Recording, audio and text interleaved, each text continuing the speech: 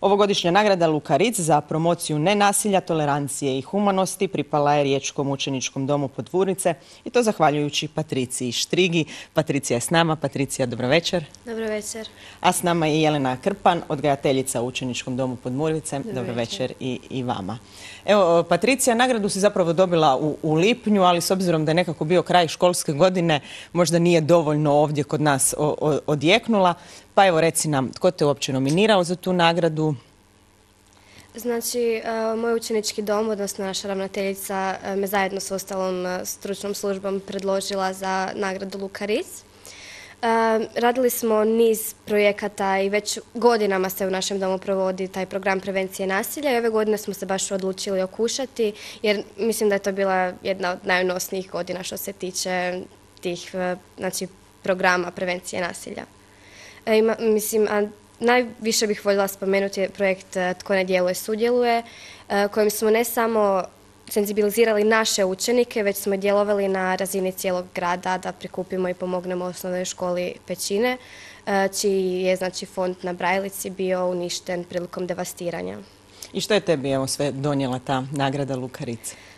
Pa, ne znam, mislim da je to jedno priznanje koje nas je samo dodatno potaklo i mene i dom da dalje djelujemo i pokazalo se da zapravo nije to da smo radili u vjetar, već se stvarno primijetila razlika koju smo učinili, ljudima kojima smo pomogli. Dobili smo jako mnogo novih i lijepih iskustava s tom nagradom, a i projektima koje smo radili. Dobro, o projektima ćemo nešto više reći i kasnije, ali evo, dakle, ovo je prvi put da je nagradu dobio učenički dom. Jeste, prvi put da je nagradu dobio učenički dom i zapravo smo iznimno ponosni što je to upravo naš dom. Primijetili smo da su mnoge nagrade, Luka Ritz nagrada postoji od 2008. godine, da se dosta često nagrada vraćala upravo u našu županiju.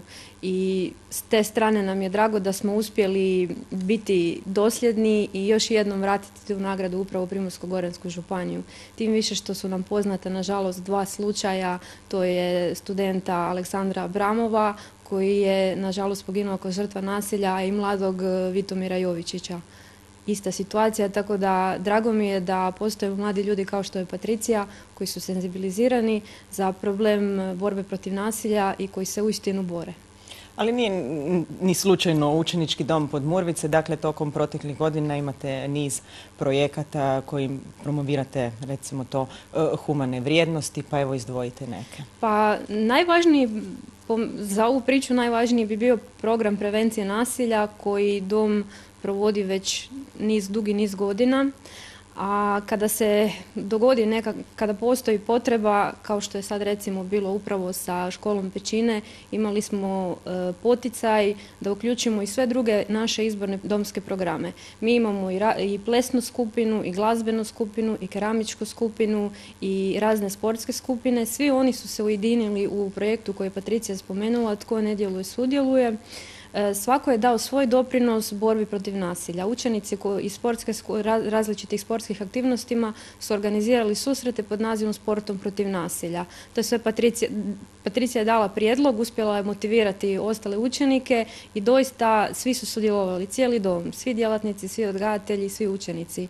I mislim da je to nešto čime se doista trebamo ponositi. I evo još jednom bih htjela zahvaliti doista svim kolegama, svim odgajateljima, svim učenicima koji su sudjelovali u tim aktivnostima i koji su zapravo doprinijeli i da Patricija i da dom dobije ovu nagradu. A da Patricija zaista slučajno nije dobila nagradu, ja mislim da najbolje svjedoči tvoj, nazovimo ga, životopis. Dakle, ti volontiraš u socijalnoj samoposluzi, volontiraš u prihvatilištu za beskućnike, prodaješ časopis Ulične svjetiljke, pomažeš ženama žrtvama nasilja, ideš u 3. razred srednje medicinske škole, nisi iz Rijeke nego si iz Varaždina, dakle putuješ tu i tamo doma. Kako ti to sve stigneš? Sam ovako u domu nije stvarno teško organizirati vrijeme jer sam u gradu i nije onako ni daleko i naravno imam odgajatelje koji sve to predlažu, te projekte, što se sve može. Recimo da nema njih, ja vjerojatno ne bih ni znala da postoji projekt kao što su Ulične svjetiljke ili socijalna samoposluga. A sad je samo moja dobra volja da ja nađem vremena za to sve. Je li Patricija usamljena što se tiče ostalih učenika ili je i oni slijede? Drago nam je da nije. Imamo puno takvih učenika. Evo, s obzirom da smo sad dobili i nove učenike prvaše, primjećujemo da je sve više i više učenika koji su doista senzibilizirani za borbu protiv nasilja. Sad mene zanima da li je bila prvo Patricija ili učenički dom, odnosno da li si ti od ranije imala tu jednu humanu crtu u sebi ili si sve to pokrenula kad si došla u dom? Pa, iskreno mislim da je to već bilo i od ranije. Imali smo razne akcije u mojim osnovnim školama koje sam pohađala, pa mislim u mojoj obitelji svi imamo tu neku crtu i jako smo senzibilni, tako da mislim da je to već od prije bilo, samo što me dom dodatno potaknuo i zbog njega sam još to dodatno razvila. Evo, rekli smo da je jučer bio Svjetski dan nenasilja. Jeste li vi u domu nekako ga obilježili? Mi smo ga obilježili razgovorom po odgojnim skupinama. Upravo htjela bih napomenuti jednu stvar. Mi smo dobitnici nagrade koja je zapravo namijenjena promicanju tolerancije i borbi protiv nasilja. Međutim, ni mi nismo imuni na međuvršnjačko nasilje. Svaki dan u domu zapravo predstavlja izazov i mi se kontinuirano bavimo što individualno radom s učenicima, što kroz grupe. I sad upravo povodom tog dana nenasilja smo imali brojne radionice i razgovore s učenicima. Dijelom su bile kreativne radionice gdje su oni kroz kreativnost pokušavali dati nekakav svoj doprinos borbi protiv nasilja, a djelomično su to bili i razgovori ukoliko smo primijetili da postoji nekakav problem, potreba za razgovorom, ali svakako bih naglasila da se u velikoj mjeri upravo borimo kroz te kreativne radionice, jer je učenicima lakše kvalitetno osmisliti vrijeme i ponuditi im nešto kroz što će se oni izraziti na njima najprimjereniji način, a kroz to izražavanje onda nešto naučiti. Jer ako mi samo dođemo i kažemo im nasilje nije dobro i damo im suhoparno predavanje, od toga ništa. I upravo zato mislim da se s razlogom trebamo ponositi sa svim tim aktivnostima, odnosno sa svim izbornim programima koje smo organizirali za naše učenike upravo sa tim ciljem. Evo, dok ste vi pričali, gledatelji su mogli gledati fotografije, sve ovo gdje Patricija volontira. Tu su bile fotografije iz Zagreba sa dodjele nagrade. Tko ti je javio da si dobila nagradu? Pa zapravo, bilo je jako zanimljivo to saznati. Pozvali su me kod ravnateljice i ja sam, stvarno nije mi bilo na kraj pameti, ja sam mislila što sam sad učinila još... Ono kod direktora se, kod direktorice se ide samo kad nešto loše napraviš. I još ravnateljica onako napravila, ajmo reći, jednu malu predstavicu, još onako nastupila grubo i tako još, mislim ne grubo, nego onako malo... Ozbiljno. Da, ozbiljno. I onako sve, ja sam se toliko preplašena, su došli naravno i moja odgajateljica matična, zatim svi koji su sudjelovali sa mnom, mislim svi odgajatelji koji su bili dio tog projekta i to sve. I onda su mi tako prenijeli, a ja sam bila sve onako prepadnuta, nisam mogla vjerovati. A kako je bilo na dodjeli u Zagrebu? Pa zapravo sve do dodjele ja nisam stvarno bila svjesna toga što se dešava i tamo mi je sve onako puklo u glavu, tako reći. Sva sam se stresila i bilo je... Ali dobro, bilo je jako zanimljivo iskustvo. Osjećala sam se jako, otmjeno. I zajedno s tim ostalim učenicima koji su bili nagrađeni, vidjeti što su oni radili i to sve uspoređivati naša iskustva, njihova iskustva i bilo je stvarno jako lijepo iskustvo. Upoznala si i roditelje Luke Ritza? Da. Jesi znala ti nešto o Luki Ritzu prije?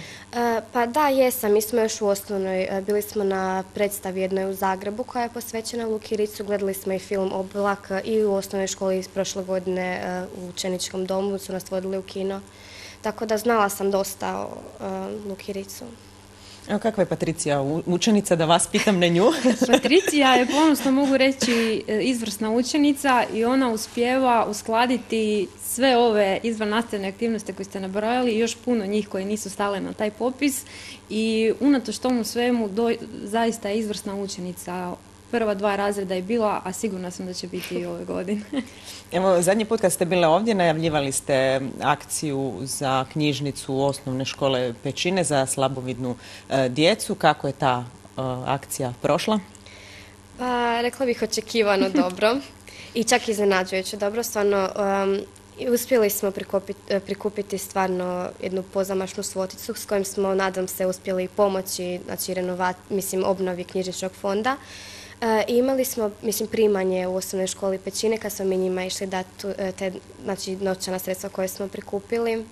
I također tamo smo i se susreli s nekim slabovidnim učenicama, to je s jednom i to je bilo također, ne znam, jako nevjerojatno, ne znam, jako je, s obzirom to da ne vidi, jako je inteligentna cura i vidjela se kako zapravo jako želi znanje i to sve koje mi možemo tako lako dobiti, zato što vidimo, ona mora svojim taktilnim osjetilima to doživjeti. Dobro, imate li u pripremi kakvu novu akciju, kakav novi projekt za najaviti? Pa ništa nećemo za sad najavljivati, ali imamo puno planova i ja se nadam da ćemo jednako uspješno kao što smo ovo sve odradili, da ćemo jednako uspješno odraditi ovo što planiramo. Ja bih samo zahvalila kolegicama koje su sudjelovale u projektu i bez čijeg zapravo zalaganja i truda ne bismo uspjeli napraviti sve ovo što smo planirali. Mislim da je i ovaj projekt Tko ne djeluje sudjeluje, a i druge aktivnosti da su doista ostavile kako bih to opisala? Ostavili ste trag. Da, doista smo ostavile bitan trag i zahvalila bi kolegicama profesorici Barbari Maras i profesorici Nikolini Pajnić koji su nekako najviše sudjelovali u tome, ali ne bih izostavila niti ostale djelatnike i učenike jer smatram da su važan dio toga. A ponajviše naša ravnateljica, profesorica Ljiljana Kencel, bez čije podrške i motivacije, sve ovo, cijela ova priča zapravo bi ostala slovo na papiru. Evo, prije emisije smo razgovarali, rekla si teško je biti odvojen od roditelja, od doma, ali evo, s obzirom na sve što ovdje čujem, ipak vodiš jedan ispunjen život u domu. Pa moram. Dakle, još smo rekli 3. godina si medicinske škole, što planiraš nakon toga? Pa voljela bih nastaviti sa svojim smjerom, znači upisati farmaciju u Zagrebu. Moći ćeš otići lako iz Rijeke? Pa Dobro, o tome ćeš razmišljati kad dođe vrijeme za to. Hvala nam na dolasku, čestitke još jedanput na nagradi i tebi i domu, s obzirom na vaše te humane i organizacijske sposobnosti i sklonosti. Ja vjerujem da se mi vrlo brzo vidimo ponovno. Hvala još jedanput. A mi ćemo se odmoriti uz Pepe Blok.